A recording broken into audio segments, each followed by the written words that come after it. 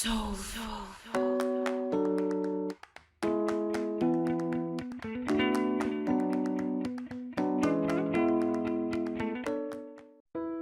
12 Fundamentals of Internal Alchemy. Discipline 1. Turning off mental commentary and mental labeling. Enter inner peace. From experience, I have noticed that whenever my mental commentary activates, or more popularly known as the voice inside our heads, I tend to associate with my mind more. This can be dangerous because we attach to our past experiences unrealistic expectations for the future and mind identifications resulting into deep unconsciousness. What I mean is we get overwhelmed with our ego and it takes over us. This is the root cause of all destructive habits such as anger, pride, envy, and all other agony that us humans inflict on ourselves. This goes the same for mental labeling. Instead of seeing a person past his or her race, religion, job, social status, faults, and social identification, we put a big sign to the person, labeling right away based from what they are instead of who they are, unable to see the transparency from these prejudices. Once we stop the inner voice and mental labeling from whispering mind identifications such as, "Why should I listen to you? You can't even get a girlfriend." Or, "Just smile and nod, John. They are idiots anyway." We can then give way for our true selves to shed light. If you don't believe me, try this exercise. The next time you find yourself in true happiness or deep joy, try to manifest negativity, anger, despair, or sadness. I'll save you the trouble from detaching from the moment. You can't. Why? Because darkness cannot survive in the light, just as the ego cannot exist with enlightenment. Once you grasp this fully, you have attained inner peace. Discipline 2. Every moment is the best moment. Do not dwell on the past. Do not dream of the future. Concentrate the mind on the present moment. Buddha. Our major faults as humans is that we are deeply submerged in the illusion of time. What I mean is that we are always searching for completeness on the future, or we try to replicate a beautiful moment from the past. Yes, the past can bring us happy memories from time to time, but this is merely an illusion casted by our own ego, whispering to us so gently, "You were happy back then, but not now." What it does is it robs us from the contentment of attaining joy this very moment, further distancing ourselves from the goal of peace right now. Discipline 3. Don't fight the darkness, bring in the light. You do not do evil to those who do evil to you, but you deal with them with forgiveness and kindness. Muhammad. Eastern martial arts doesn't resist the opponent's force, they yield to overcome. Just as we don't see firefighters spraying gasoline on a burning house, we cannot expect to end hatred by adding more hate. This is one of my bigger faults personally. It is not easy to take a punch and offer your other cheek as Jesus advocates. But this does not mean it is any less true. The next time someone wrongs you, instead of reacting, stop for a bit, collect your thoughts, and offer no resistance. Let the negative energy pass through and watch how the situation dissipates. The next time someone does a bad thing to us, let us remember what Jesus said when he got crucified. Forgive them, for they know not what they do. Discipline 4. Your frequency manifests your reality. Frequency is our level of awareness, how conscious and awake a person is. Low frequency people tend to dwell on negativity, like how the world is against them if things do not go their way. Higher frequency individuals are effective people. They concentrate more on being a solution than a victim. They bring smiles on a gloomy day, and usually someone you can lean on when the storm hits the fan. This is not an ancient secret and has been expressed in many different ways. Your attitude dictates your altitude. Your vibe attracts your tribe. When you are operating on a high frequency and you encounter a lower frequency person, only two things can happen. First is when they try to send their negative energy towards you. This may come in forms of anger, sarcasm, pessimism. It will not affect you anymore. It simply passes through you, or this unconsciousness is muted as background noise. The second is where things get interesting. Alchemy happens. Your being resonates so high that everyone around you gets their frequency uplifted. You become light in the darkness, allowing other dimmer lights to burn more fiercely. Discipline 5. Restful alertness. Getting in tune with your 5 senses. Activating restful alertness is easy once discipline 1 is reached.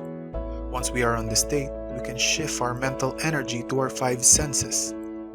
Suddenly, food tastes better as we put more thought into eating. Even a simple fruit can be a complex experience of flavors. Hearing heightens as we are able to differentiate the multiple instruments, beats, and melodies. We can really smell the flowers instead of saying, "Oh, that smells nice," to a point that even breathing feels right. The gentle blow of the wind feels better as you experience it fully for the first time. Everything you see has beauty, rhythm, and art inscribed in it.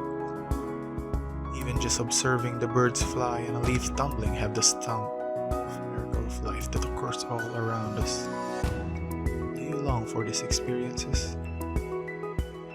This is something that makes Hollywood movies, 5-star restaurants, or any recreational drug appear nothing else but a cheap substitute for the rewards of a fully experienced life. Discipline 6. The mind is an excellent servant, but a terrible master. Let your loins be girded about, and your lights burning. Luke 12:35. We are constantly influenced by what we see, hear, and read. It is easy for us to get led into the wrong path of thinking if we are deeply connected with our thoughts instead of being aware of our thoughts. If someone says, "Vegans have a superior mentality," and you believe it, you just got influenced by that person without even knowing the truth for yourself. What if by law of frequency that person only attracts the same vibes and met the 2 vegans out of 100 who have that mentality? What happens is you just made a preconceived false identity about the other 98 vegans. Let your loins be girded. Be ready for service and the light of truth when needed. The lamp represents our heart. Make the judgments from your heart because the mind can get tricked, but a pure heart only recalls from love. Discipline 7. Eat with a golden spoon. To keep our body in good health is a duty. Otherwise, we shall not be able to keep our minds strong and clear. Buddha. You are what you eat, but what use is an overscratched tune if we never truly understand what it means? They may be ever seeing but never perceiving, and ever hearing but never understanding. Ever since my diet changed, I did not only feel better physically, but also mentally and spiritually. Why do we continue to eat fast food or unhealthy foods even if it has been constantly associated with the deterioration of health? Because we don't see the immediate consequences until it's too late. Future self will deal with it. For now, I will enjoy this tub of ice cream and bacon cheeseburger. Well, guess what? 5 years have passed and you not only look terrible, but you feel terrible. But I don't feel terrible and I'm not that fat yet. That's what I thought too when my metabolism was picking up the slack. But the toll over the years have built up and I had to play catch up on my health. I'm still grateful that I woke up before it's too late. 80 pounds later, I am now healthier and happier than ever. You have to ask the major questions. Are you sick of always not having enough energy? Do you want to be in the mood for dancing or feel bloated and heavy? In the end, no one forced me to stop eating full plates of bacon or 4 slices of cheesecake in one sitting. True story. You have to make the decisions like I did. I'm sick and tired of always feeling sick and tired. Time to do something about it. Discipline 8. Why do we fall? So we can learn to pick ourselves up. What stands in the way becomes the way. Nearly all men can stand adversity, but if you want to test a man's character, give him power. Abraham Lincoln. We are given trials in our life not only to make life interesting, but also to develop personal growth. Do you remember in your childhood when someone insulted you, it immediately ruined your day? But now if someone calls you booger face, don't go on a rampage anymore. Hopefully not. And just think of it as childish or immature. That's because we overcame that trial. The structure of life has stepping stones. Imagine wall climbing. The grips and footholds are our problems. Every problem pushes our physical, mental, emotional, and spiritual muscle as we stretch towards the next foothold of the wall. Some are easy, some are hard. And if you slip and lose grip, your previous problem, which are now transmuted to experience, serve as a stepping stone. You don't fall to the bottom anymore. The ultimate measure of a man is not where he stands in moment of comfort and convenience, but where he stands at the times of challenge and controversy. Martin Luther King Jr. Discipline 9. Regeneration. Once you activate your 5 senses fully, you no longer get your energy from other people. Life force or prana are all around us. Over are the days when you were governed and controlled by external conditions. You are not attached from anyone anymore to feel love and assess your worth as a being. You become connected to the main source, more commonly known as God. Here, life force is abundant and overflowing. Here, the need for self-assurance dissipates. Your soul becomes free and you stop absorbing other people's energy that doesn't resonate with you. Your body becomes a vessel or a force field containing pure light. If you feel low on energy, just breathe. Observe the beauty of the smallest creatures to the dancing of the trees. There is beauty in everything. You just have to look past the layers, especially for deeply unconscious people. Nothing is stopping you from this point from feeling joy and peace. Everything has beauty, but not everyone sees it. Confucius. Discipline 10. It is as it is. From the teachings of Eckhart Tolle comes this powerful, simple sentence. It is as it is. This is the acceptance of external condition without any resistance, giving you internal harmony. No longer are you a slave of conditions, but derived from the one true place deep inside you. There lies your peace, and there you can find your being. If an event occurs in your life that is displeasing, you are no longer connected to the negative emotions and mistake it for who you are. Your girlfriend or boyfriend cheats on you? Yes, for a brief moment there will be a shock value of whatever the unpleasant moment provides. But since it is as it is, we are no longer overpowered from acting on the pain. This is not the same as oh well or it's alright. We accept the situation played upon us without feeling like a victim. But feeling these emotions are what makes us human, you may say. Yes, from those same lines of feelings are also the cause for manipulation, destruction, and even mass genocide. If we continue to identify with this negative source of energy, then we give up on the chance of self-enlightenment. It is as it is does not mean giving up on our humanity. It only refers to disidentifying from the destructive patterns we as humans have been doing for over thousands of years.